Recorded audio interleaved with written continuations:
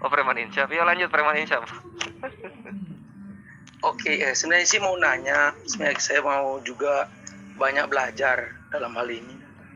Kemarin kan Uni yang sebenarnya yang posting, cuman saya lihat Kores siaran langsung, sekalian dah untuk Kores aja. Yang kemarin membahas tentang poligami dan persinahan. Ada beberapa hal sih yang saya mau nanya. Iya, silakan. Ya, ntar ya. Ya kemarin masuk nggak bisa masuk soalnya. Assalamualaikum akhi Naja Media. Afwan ngantri euy. Waalaikumsalam warahmatullah. Akhirnya naik juga.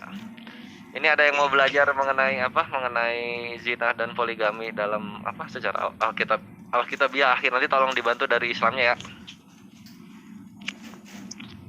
Ya, silakan lanjut. Preman, pertanyaannya gimana? Oke, ya. Jadi saya sih cuma dengar orang. Kemarin kan Umi posting kan membahas poligami dan persinahan tentang Alkitabiah, secara Alkitabiah. Namun ternyata yang dibahas tidak sesuai dengan Alkitabiah dan tidak sesuai hermeneutik yang ada. Pembahasan ya, dikupas tentang Salomo, tidak sesuai konteks yang ada. Kira-kira begitu. Nah, menurut saya tidak masalah sih untuk hal itu. Kenapa? Karena memang cara pandang dari akidah yang Umi kan berbeda.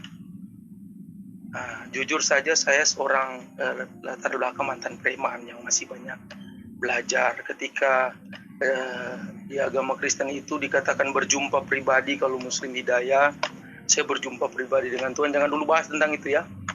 Saya mau angkat dulu tentang ini. Nah, saya cuma dengar sih. Saya dengar secara Islam dalam surat An-Nisa ayat 3 poligami itu diperbolehkan. Apa benar begitu, Kores? Betul. Oke. Alasannya gimana itu ketika diperbolehkan? Apakah ada alasan atau gimana? Nah, nanti secara fikihnya dari akhir aja ya. Aku ini dulu secara faktualnya. Jadi gini, pertama yang kita mesti ketahui, poligami dibolehkan, poliandri enggak dalam Islam itu ya. Poliandri enggak boleh. Poliandri itu berarti cewek punya suami banyak. Kenapa? Karena mesti dilihat dulu peran pria dan wanita itu mesti dilihat. Di dalam semua budaya dunia, terutama di dalam dunia sejarah dahulu kala, wanita itu kedudukannya adalah di rumah, gitu kan, fokus kepada mengurusi anak dan suami tentunya. Sekarang yang mencari kerja adalah suami, gitu loh. Dan kemudian yang mempunyai nanti garis nasab itu turun ke anak laki-laki, selalu ke anak laki-laki, sehingga keturunan itu mesti banyak. Pria di sini akan berkompetisi di dunia luar. Nah, kalau misalnya pria mempunyai tanggung jawab yang sangat besar itu, maka pria layaklah untuk mempunyai pasangan selain satu gitu. Karena zaman dahulu kala nyawa itu sangat mudah untuk hilang. Sekarang kalau misalnya nyawa ini mudah untuk hilang, wanita-wanita yang ditinggalkan oleh suaminya ini siapa yang mau ngurus gitu loh. Sedangkan mereka tidak bisa mencari nafkah. Maka poligami dibolehkan, bukan diwajibkan. Gitu. Karena balik lagi ke kodratnya. Itu dari Kores Kris. Nah, sekarang kita ke Ahin aja media dulu ya, baru nanti lanjut lagi ke pertanyaannya Brother Preman. Tafadhol Ahin. Bismillahirrahmanirrahim. Assalamualaikum warahmatullahi taala wabarakatuh. Waalaikumsalam warahmatullahi wabarakatuh. Dalam Islam kita itu diperbolehkan bagi laki-laki itu diperbolehkan untuk menikahi wanita 1, 2, 3 atau 4. Seperti yang dibacakan oleh Bang Preman tadi, bahwa ada ayat yang mengatakan fangkihu ma toba lakum, nikahilah wanita yang toba, yang baik, lakum untuk kalian, masna wa thulatha wa ruba, 2, 3 atau 4. Cuma ini dalam hukum fikih, dalam agama kita hukumnya itu boleh, tidak dianjurkan. Tidak ada anjuran, hanya boleh. Kenapa? Karena di bawah ayat ini ada ancaman bagi mereka yang tidak bisa berlaku adil. Fa in khiftum alla ta'dilu fawahidah. Tapi ketika kamu tidak bisa berlaku adil kepada istri-istri kamu, maka cukup beristri satu saja. Sebagaimana yang kita ketahui bahwa agama itu tujuannya 5. Maaf, Ya, suaranya agak double gitu ya. enggak. Loudspeakernya mungkin dimatiin. Oh,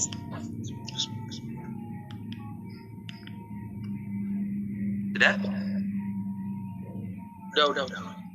Nah, di agama kita itu tujuan agama itu menjaga 5 perkara, 5 pilar.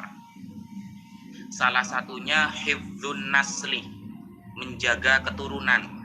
Sehingga kalau laki-laki bisa menikah 2 dan 3, anak dari laki-laki itu bisa ketemu ayahnya. Saya menikah dengan Aisyah. Ini anak saya. Beda kalau perempuan nikah 2. Ini kalau perempuan itu melahirkan kan nggak ketemu. Ini anaknya siapa ini? Yang suami A atau suami B. Nah, makanya dalam agama kita ada istilahnya hifdzun nasli. Adanya pernikahan untuk menjaga keturunan. Sehingga yang diperbolehkan menikah 2, 3, dan 4 adalah laki-laki. Karena nanti di dunia pernikahan dalam Islam yang disebutkan ketika menikah itu adalah ayahnya. Contoh, Aisyah binti, ayahnya siapa? Saya, seumpama Wafi, anaknya siapa? Ketemu ayahnya. Beda kalau perempuan nikah 2 dengan seorang laki-laki. Maka anak ini kan gak ketemu. Ini anak dari ayah pertama atau ayah kedua. Nah, itu salah satu pembolehannya seperti itu. Insya Allah begitu. Nah, itulah penjelasan singkatnya. Silakan tanggapannya mungkin.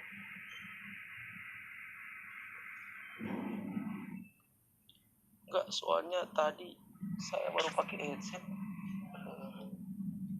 Suaranya kayak background gitu. Di sini normal. Iya, Ya, di saya mungkin.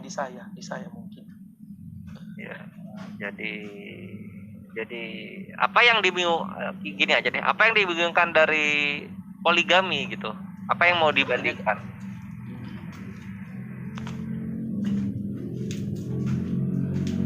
Ya oke. Yang dibingungkan karena saya mau belajar juga. Yang dibingungkan kan dikatakan di situ kan harus kalau adil begitu. Halo. Iya, lanjut.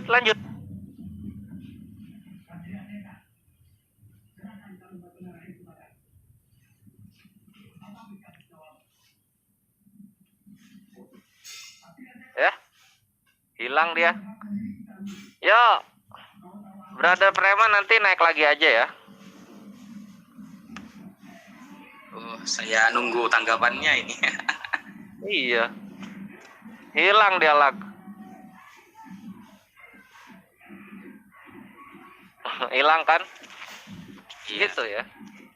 Menarik juga bilang apa poligami tidak alkitabiah, tidak sesuai dengan hermeneutika. Cuma yang menarik ini begini, hermeneutika ini datang dari kata Hermes, Ikhwan Billah. Dan Hermes adalah kalau nggak salah ya, dewi pengetahuan di dalam Romawi. Nah, gitu.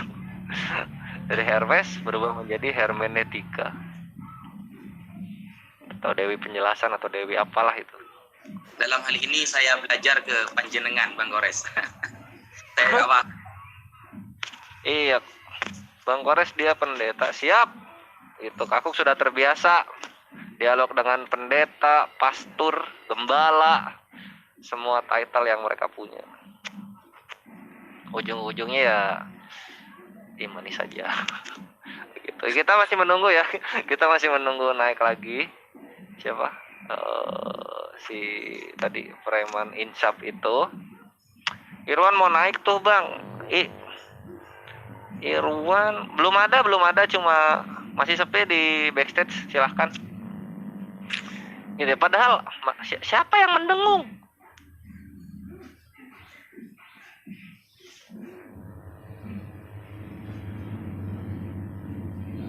Nggak ada yang mendengung.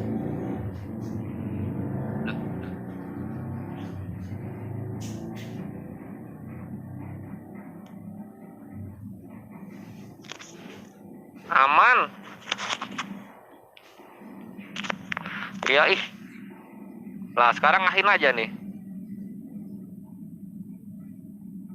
Masa? Enggak aman udah. Sip. Ya, ini lanjut ya. Jadi mengenai poligami ini sebenarnya ini yang menarik ya. Ivan Fila mesti pahami monogami menikah hanya seorang istri saja. Yang mengharuskan ini adalah pemerintahan Romawi dan Yunani. Itu yang pertama kali ada. Bukan Yahudi, bukan Arab, bukan budaya-budaya lainnya. Begitu. Ini yang mesti dipahami gitu. Sehingga kalau misalnya mempromosikan monogami, maka kalian mempromosikan budaya pagan Romawi dan Yunani. Itu loh. Ini sudah apa ya? Ini kalau bahasa Islamnya apa ya? Ini masyhur. Ini beritanya masyhur. Silahkan dicek monogami origin. Nah, nanti keluarnya ke Romawi dan Yunani gitu.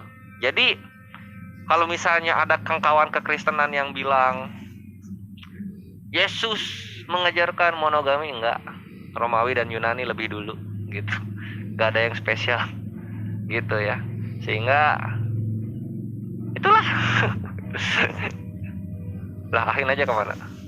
Gitu ya. Monogami origin nanti dikeluarin tuh. Jangan terguncang ya, untuk para penghujat Islam. Karena ya itu kenyataannya gitu. Monogami. Kemudian yang menarik berikutnya, semua pernikahan modern saat ini itu datang dari pernikahan Romawi, pagan Romawi. Dan semua contoh buket bunga, penutup wajah pengantin wanita, pendamping pengiring anak di belakang, mobil yang dihias, kue pernikahan, itu semua ada artinya di dalam pagan Romawi. Itu semua ada artinya. Jadi nggak hanya sekedar selebrasi saja. Cincin itu juga pagan Romawi yang punya. Gitu loh. Sehingga udah paling benar nikah itu dengan cara Islam. Gitu. Karena datang langsung dari Allah melalui Rasulullah Sallallahu Alaihi Wasallam. Nah, ini datang ini.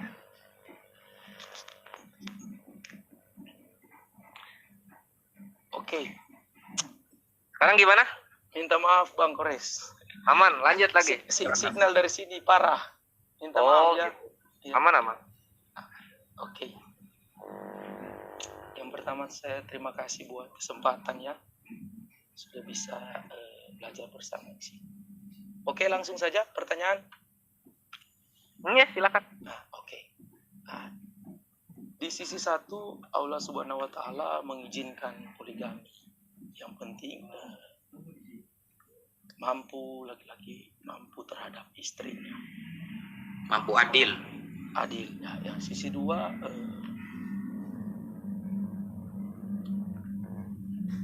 ya halo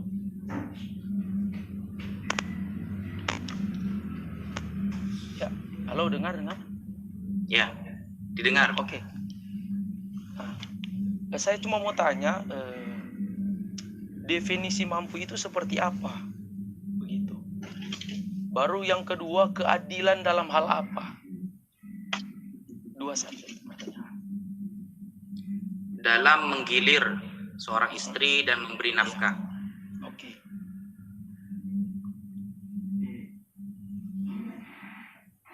Kalau cinta kita tidak akan pernah bisa adil.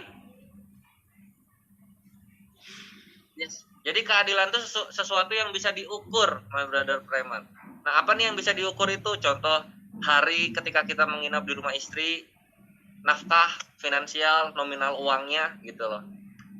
Barang yang dikasih, nilainya, ini kan bisa diukur. Nah, disitulah ukuran keadilan tersebut. Bisa adil seperti itu, aman sudah. Nggak bisa adil, jangan. Karena dia dalam hadis ya, akhir aja ada ya. Barang siapa yang tidak bisa adil terhadap istrinya, maka akan datang ke dalam hari penghakiman dengan dengan badan miring, semacam Ya, itulah. miring. Ada. Gitu. Makanya jadi harus bisa adil. Dari sisi material mungkin. Kalau cinta nggak Dari bisa sisi kan? yang bisa dihitung, yes, material terutama. Emangnya bisa orang adil ya? Bisa-bisa aja. Bisa-bisa aja. Kalau misalnya ada orang yang mempunyai penghasilan, contohlah ambil 100 juta, lalu kemudian kehidupan rumah tangganya 15 juta per bulan, untuk 2 istri 30 juta, bisa lah. Can do. Apalagi istrinya ada di satu rumah. Apalagi istri, boleh emang satu rumah istrinya? Iya, kamarnya yang lain. Oh. Gitu, my friend. Nah, sekarang kalau di dalam kekristenan kita mau coba balik tanya ini,